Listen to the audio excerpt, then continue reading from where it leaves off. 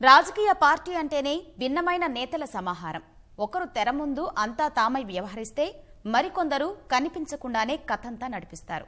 మాటల విషయానికి వస్తే కొందరు తేనె పూసిన పదాలతో చిర్రుమని మంట పుట్టిస్తే మరికొందరు క్రికెట్లో బౌన్సర్లను తలపిస్తూ పంచు డైలాగులతో పక్కపక్క నవ్విస్తారు. అలాంటి నేత ఒకరు ఇప్పుడు కాంగ్రెస్ తరపున ప్రచారం చేస్తూ భాజపాకు పంచులు విసురుతున్నారు. బీహార్లో మత ప్రాతిపదికన ఓట్ల గురించి ప్రస్తావించినందున ఈసీ నుంచి నోటీసులు కూడా అందుకున్నారు సిద్ధు.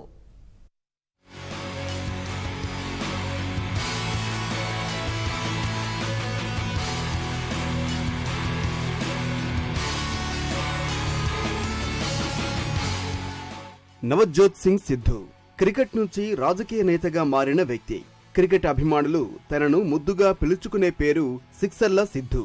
క్రికెట్లో ఉన్నప్పుడు ఎంత బలంగా సిక్సర్లు బాదాడు, ఆటకు వీడ్కోలు పలికి వ్యాఖ్యాతగా మారిన మాటలు అంతే బలంగా వదిలేవారి. పంచు డైలాగులతో వ్యాఖ్యాత అన్న పదానికే కొత్త అర్థం చెప్పారు. పంజాబీ సామెతలు, ఉపమానాలు, ఉదాహరణలతో క్రికెట్ అభిమానులకు వినోదంతో పాటు నవ్వులు పంచేవారు. టీవీ కార్యక్రమాల వ్యాఖ్యాతకు కూడా ఆయనది అదే శైలి.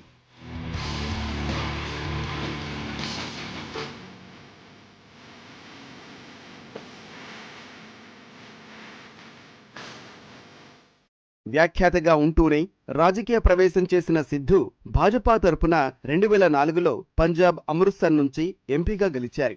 గెలిచిన కొన్నాళ్లకే ఓ కేసు విషయంలో రాజీనామా చేసి ఉప ఎన్నికల్లో మళ్లీ భారీ ఆధిక్యంతో గెలిచారు. 2009లోనూ అదే స్థానం నుంచి మూడవసారి గెలిచిన సిద్ధుకు 2014లో మాత్రం భాజపా టికెట్ దక్కలేదు. అమృత్సర్ నుంచి భాజపా అరుణ్ జైట్లీని రంగంలోకి దించడంతో సిద్ధు పక్కకు తప్పుకోవాల్సి వచ్చింది.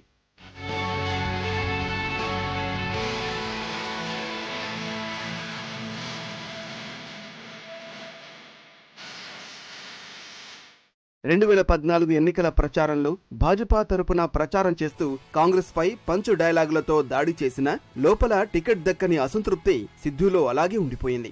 తర్వాత సిద్ధు ఆమ్ ఆద్మీ పార్టీలో చేరుతారని అనుమానించిన కమలం పెద్దలు 2016లో అతడిని రాజ్యసభకు పంపారు.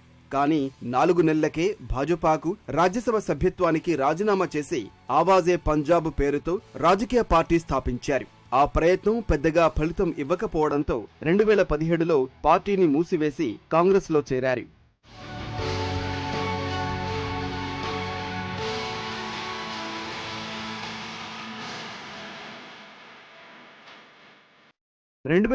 లో జరిగిన పంజాబ్ శాసనసభ ఎన్నికల్లో అమృత్సర్ తూర్పు నుంచి బరిలో నిలిచిన సిద్ధు గెలిచి అమరీందర్ సింగ్ మంత్రివర్గంలో చేరారు.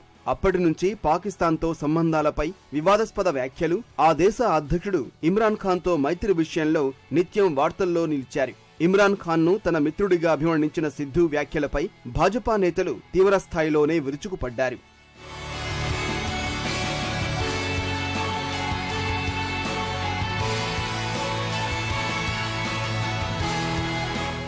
ప్రస్తుతం కాంగ్రెస్ తరపున దేశమంతా ప్రచారం చేస్తున్న సిద్ధు భాజపాపై తనదైన మాటల తూటాలు వదులుతున్నారు. ఒకప్పుడు పొగిడిన భాజపా మోదీపై విరుచుకుపడుతున్నారు. కాంగ్రెస్ పై ప్రశంసలు కురిపిస్తున్నారు. ఇక రాహుల్ గాంధీ పోటీ చేస్తున్న కేరళలోని వయనాడు స్థానంలో ప్రచారం నిర్వహించిన సిద్ధు భాజపా మోదీపై తన మార్కు పంచ్ డైలాగులతో అలరించారు. మోదీని వెదురు కర్రగా, రాహుల్ను చెరుకు గడగా అభివర్ణించిన సిద్ధు చప్పట్లు కొట్టాలని తానే అక్కడి వారికి సూచించారు. दिया क्या नरेंद्र मोदी, बांस की तरह ऊंचे ऊंचे लंबे लंबे वायदे, अंदर से खोखले। और राहुल भाई ने जो कहा वो किया, गन्ने की तरह चाहे छोटे वायदे लेकिन अंदर से भी मिठू मिठू और बाहर से भी मिठू मिठू।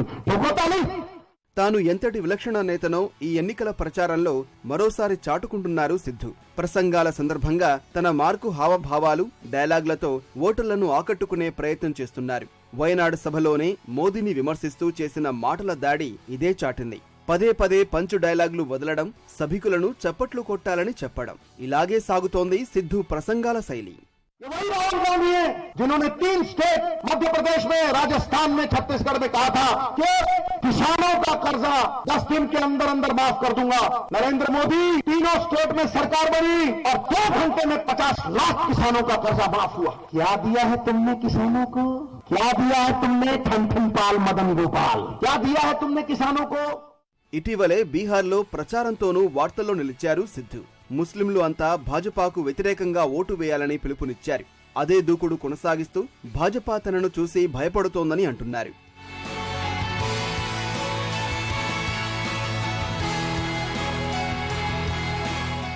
ప్రతి పార్టీలో విలక్షణ, వివాదాస్పద నేతలు ఉంటారనే నానుడిని నిజం చేస్తూ సిద్ధు కాంగ్రెస్ పార్టీకి అలాంటి నేతగా మారారు.